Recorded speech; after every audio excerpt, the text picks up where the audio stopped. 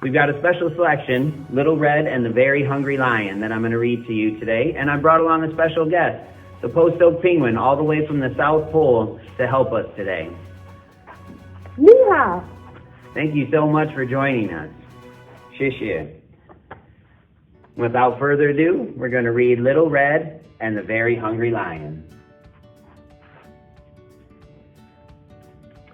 Little Red and the Very Hungry Lion is written by author Alex T. Smith. This is Little Red. Today she is going to be gobbled up by a lion. This is the lion. Well, that's what he thinks is going to happen anyway. One hot morning, Auntie Rosie woke up covered in spots. There was only one thing for them, spot medicine. Ring, ring, ring, ring, ring. Oh dear, said Little Red when she heard the horrible news. I'll come right away. So she put some spot medicine in her basket and waved goodbye to her daddy. It was a long way to Auntie Rosie's house. Little Red walked under the giraffes, over the sleepy crocodiles, and past the chattering monkeys. She crept around the termite mounds and under the leaping gazelles. Then she caught a ride on an elephant, wiggled her way around the hippos and warthogs, and waved hello to the meerkats. Then she sat down in the shade of a shady tree, and that's when the lion arrived, the very hungry lion. Oh, hello, purred the lion. Where are you going? To visit my auntie, who is covered in spots, said Little Red.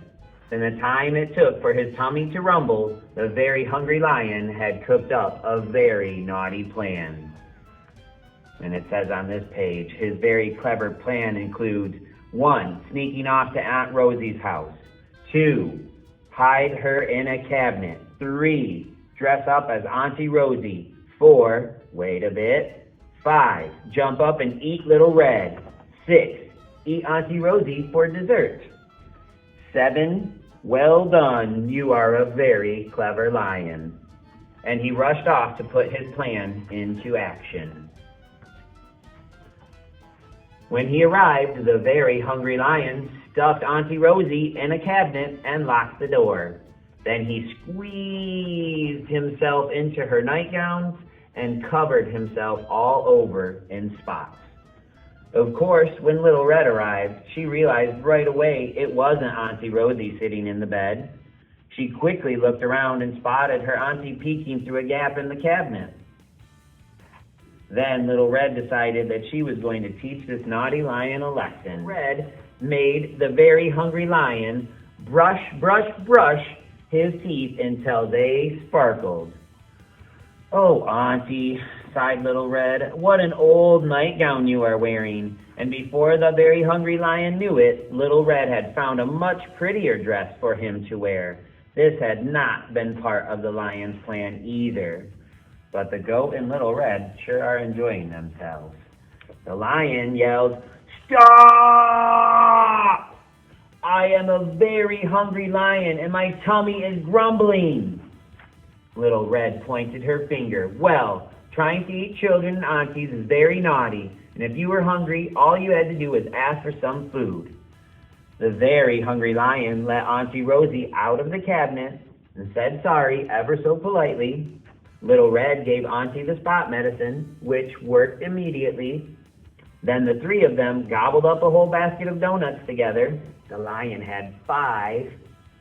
Soon it was beginning to get dark, so the lion walked all the way back home with Little Red on his very best behavior. He promised to never, ever, ever try to eat another auntie or any children. But he might be tempted to eat Daddy. No, bad kitty. The end. Thank you, Mr. Reed, for an awesome reading to kick off March Reading Month. Without further ado, Post Oak family, I'm going to have to say farewell. I have to go back to the South Pole. But before I go, I want to show you how we celebrate March Reading in my homeland. Without further ado, Mr. Reed, can you help